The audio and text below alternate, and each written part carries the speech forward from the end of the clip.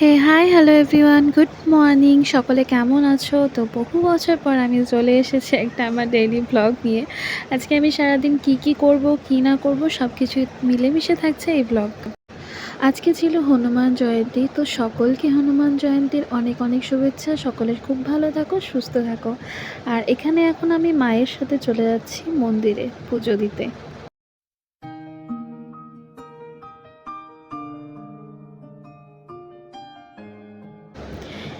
এটি হচ্ছে শীতলা মায়ের মন্দির। এই শীতলা মায়ের পুজোর দিন কিন্তু আমরা অনেকেই শীতল পান্তা খেয়ে থাকি, তাই না? এই তো এখন চলে আসলাম মহামায়া পাঠ মন্দিরে। আমার মা তো আমাকে ছেড়ে ছেড়েই ভেতরে ঢুকে যাচ্ছে।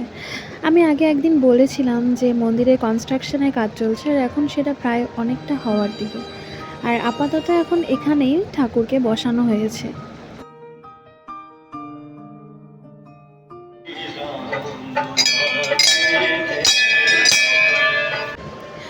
দেখো মন্দিরটা কত সুন্দর করে সাজানো হয়েছে, তাই না?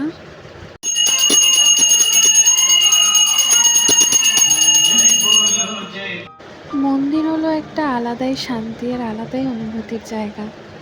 মন্দিরে এসে আমি বেশি ফটোস বা ভিডিও ক্লিক করা কিন্তু পছন্দ করি না, তবে আজকে নিয়েইছি।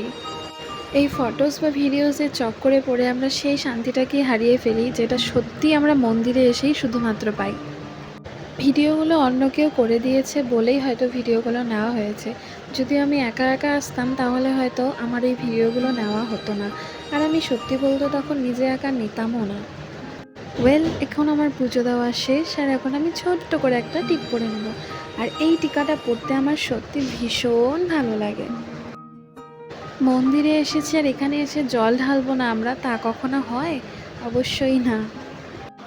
বাড়ি আসার পথে স্বয়ং রাম, সীতা আর লক্ষ্মণের দেখা হয়ে গেল, সাথে আমার প্রিয় হনুমান দাদারও।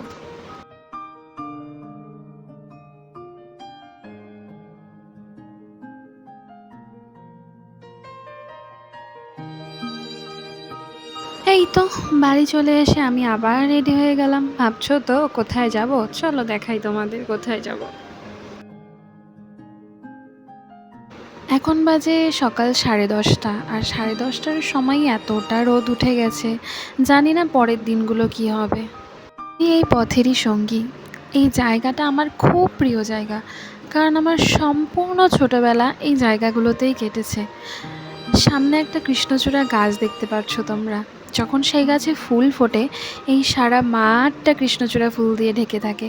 আর ওখানে যে মন্দিরটা দেখতে পাচ্ছ ওটা শ্রীকৃষ্ণের মন্দির। আর হ্যাঁ, এখানে একটা কালী মন্দিরও আছে। আমি প্রতিদিন যাওয়ার সময় এই দুটো মন্দিরে প্রণাম না করে গেলে আমার যেন দিন শুরুই হয় না।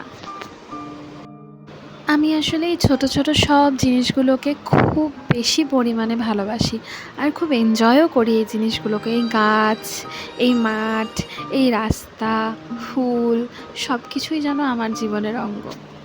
তোমরা সবাই জানো এখন যে পরিমাণে গরম পড়ছে, এখন ভারতবর্ষে 500 কোটি গাছ লাগানোর প্রয়োজন। আর প্রত্যেকটা রাস্তার ধারে যদি এরকম গাছ লাগানো থাকে তাহলে কতই না ভালো হতো, তাই না?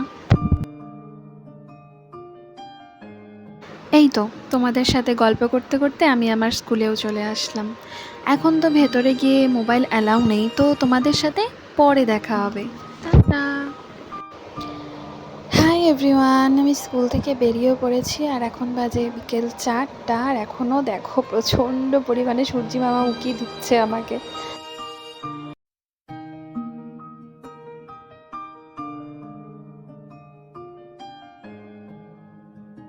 এই যে একটু আগে ভিডিওতে বলেছিলাম না যে এই পথ দিয়ে যাই সেই পথ দিয়েই বাড়ি ফিরে আসি, আবার সেই ঠিক একই রাস্তা দিয়ে বাড়ি যাচ্ছি। তো আজকে সারাদিনের ভিডিও ছিল এই পর্যন্তই।